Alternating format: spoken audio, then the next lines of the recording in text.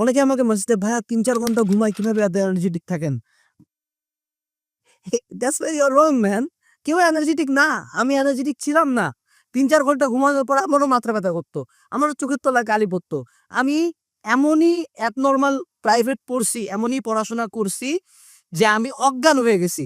নামাজে দাঁড়াইছি, নামাজে দাঁড়ায় ধুপ করে পড়ে গেলাম। আমার বাপ-মা আমাকে উঠায় গ্লুকোজ খিলাইলো। আমি তারপরে উঠে যাই, গ্লুকোজ খাবার পড়তে বসছি। That's giving eat your all. Admission টাইমে আমার সিভিয়ার ডায়রিয়া। ৭-৯ বার গেছি, আমি পুরা এমন হেলপালায় গেছি। তার মধ্যে আমি পড়ছি। উল্টা আমি বেডের মধ্যে শুয়ে পড়ছি। আমি কিন্তু কোনো কিছু বাদ দিইনি। আমার এমনও টাইম গেছে অ্যাডমিশন সময় আমি ৬ টা করে কোচিং করি। সকাল ৯ টার দিকে বের হইছি, রাত ৯ টার দিকে বাসায় ঢুকছি। ফার্ম গেটের পুরা গলি-টলি ঘুরে পরীক্ষা-টরীক্ষা দিয়ে আসছি। অ্যান্ড তারপরেও কিন্তু আমি কোনো কমপ্লেইন করি আমি রাতের বেলা পড়ছি। If you can't imagine yourself doing something, the person that's doing it is crazy. Because in your mind, the logic behind it, it doesn't compute. Therefore, you have to give somebody a title. And the title for me is usually, he's crazy, he's this, he's that. No. For some reason, me wanting to be somebody so fucking bad in my life, I created that. And I've been trying to figure out years of my life trying to explain to people. But even though you're explaining it now, this is the easy fucking part. Them listening to this shit is the easy fucking part. The part that why there'll always be the ones of ones is because putting that practice, putting that into actual work, no, man. No. That's where the demons come in. That's where you're like, I don't want to be better. I don't want to be better. If this is what it takes to be better, I don't want to be better. So that's why there's a lot of average. And it makes me so fucking mad. Every day I walk this earth and I see average all over the fucking place. And they want to ask me, how did you do it? I can't tell you how, because you're not going to do it.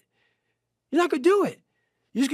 You're going to continue being out, because every day you wake up, like he says, it's not like get the coffee, make the pancakes, kiss the girl, kiss the kids. You wake up, right to work. Immediately your mind is in action. No one wants to do that. No one. And I don't blame them. But don't be mad when you're laying there in your fucking bed and you're in the fucking hospital and you're 70, 80, 90 years old and you're thinking, man, I feel like I didn't fucking do something. Because you did. You didn't do it. You didn't do shit. You may have lived a great life, man, but you're always going to feel empty inside. I don't feel empty. So call me what you want. There's not one empty bone in my fucking body. So তোমার কোন ভাইয়া কম পড়ে এত পরিশ্রম করতে হয় না, আমি লাস্ট ১ মাসে চান্স পাইছি, দ্যাটস তার থিং, এটা তার ব্যাপার। বাট তোমাকে কি করতে হবে? সর্বোচ্চটা দিতে হবে। সো কখন বুঝবা সর্বোচ্চটা দিচ্ছ তুমি? যখন একটা পর্যায়ে পরিশ্রম করতে, করতে আমার এমন একটা পর্যায়ে হইছে, যখন আমি মনে হচ্ছে আমি যদি আর ১ পেজ পড়ে আমি মারা যাবো। এই পরিমাণে পড়াশোনার প্রতি যদি বিরক্ত আসে, তখন মনে হবে তুমি তোমার সর্বোচ্চটা দিচ্ছ। বাট তার আগে পর্যন্ত ফেসবুকে স্ক্রল করতে, এই পেজ, এই ভাইয়ার ক্লাস, আজকে এই ভাইয়ার লাইভ আছে, এই গেম খেলি। হবে না ভাই, হবে না। এটা কিন্তু জীবনেও সর্বোচ্চ না। এটা সর্বোচ্চ 10% ও না। তুমি তোমার সর্বোচ্চ কতটা পাওয়ারফুল তুমি জানো না। আমি অলওয়েজ মানুষকে একটা কথা বলে হুমকি দিতাম। You have no idea about how hard I can work. তুমি আমার সর্বোচ্চ সম্বন্ধে জানো না।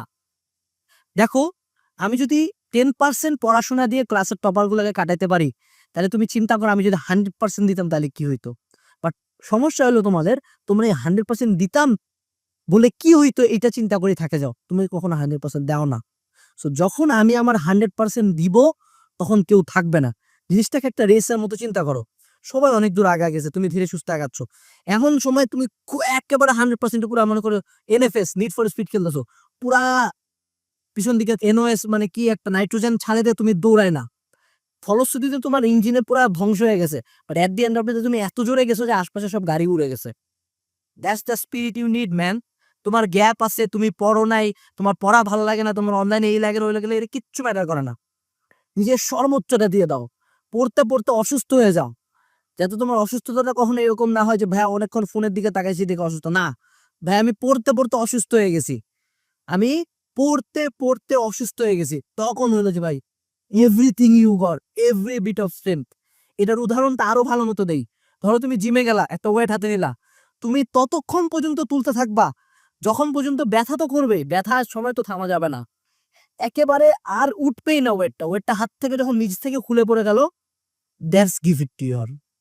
তোমার সর্বোচ্চটা হলো এত পাওয়ারফুল, আমাদের প্রত্যেকের সর্বোচ্চ এত পাওয়ারফুল, বাট আমরা কেউ কখনো সর্বোচ্চ 10%ও দেই না, আমরা আগেই ধরে নেই। আচ্ছা তুমি আমাকে একটু বলো তো, এই ভিডিও যারা দেখতেছো, তুমি লাস্ট কবে 10 ঘন্টা 11 ঘন্টা কন্টিনিউয়াস পড়ছো মিয়া? কন্টিনিউয়াস। 3 ঘন্টা পড়লে তো ভালো লাগে না, ওই ভাইয়া বলছে 30 মিনিট পর পর ব্রেক নিতে। হাত মিয়া, এসব কি বলে এত থিওরি? হ্যাঁ, এত থিওরি কিসে? পড়াশোনা সিম্পলি বলবো, যতক্ষণ ইচ্ছা ততক্ষণ বলবো। আচ্ছা ঈশ্বরচন্দ্র বিদ্যাসাগর এত সব ট্যালেন্টেড মানুষজন ছিল, ওরা কি এত সায়েন্স কৃত নাকি যে 30 মিনিট পরে ব্রেক নিতে হবে, নাহলে মাথায় এক্সাইটেড হয়ে যাবে, নাহলে মাথার মধ্যে এত ঢুকতে হবে? এত কি ভাই? মানুষজন আছে রাত কারাত জাগে পড়ছে, রাত কারাত থিওরি লেখছে, রাত কারাত পড়াশোনা করছে, ওই জন্য এত ট্যালেন্টেড ছিল মানুষজন। এত বৈজ্ঞানিক থিওরি, আমার ব্রেনের ক্ষতি হবে, নিউরনের ক্ষতি হবে, এগুলো মানে তো কেউ পড়ে নাই আগে, এই জন্য আগেকার মানুষজন এত ট্যালেন্টেড ছিল। যার কারণে আমরা এখন হলো বিভিন্ন 2 ঘন্টা পরে ব্রেক নিতে হবে, 30 মিনিট পরে ব্রেক নিতে হবে, এতক্ষণ ঘুমাইতে হবে, নাহলে এই ক্ষতি হয়ে যাবে, ওই ক্ষতি হয়ে যাবে। এত ক্ষতির কথা চিন্তা করলে তো ভাই তোমার এই অবস্থা হইতো না। তোমার যেহেতু এখন অবস্থা খারাপ, তোমাকে তোমার সর্বোচ্চ দিতে হবে।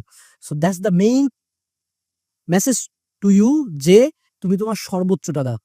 দেখো একটা কথা এখনো আগেও বলছি, আবার বলছি, তোমার সর্বোচ্চটা অনেক অনেক বেশি পাওয়ারফুল। ট্রাস্ট মি ম্যান, তুমি নিজেও ভাবতে পারবা না তুমি তোমার সর্বোচ্চটা জেনে কি করতে পারবা, তোমার কোনো আইডিয়াও নেই।